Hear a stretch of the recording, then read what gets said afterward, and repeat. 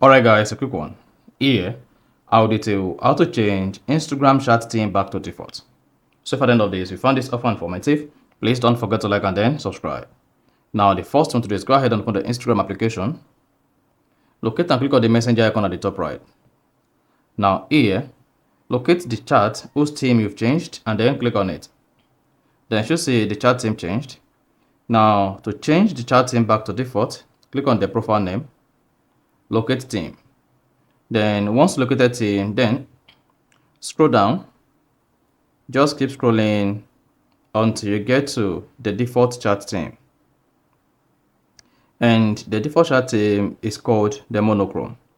So just keep scrolling, and once you see monochrome, click on it. Then go ahead and click on apply. And then hit the back button. Then you should see the chat theme restore back to default. So that is exactly how to change Instagram chat theme back to default. So if you found this offer informative, please don't forget to like and then subscribe.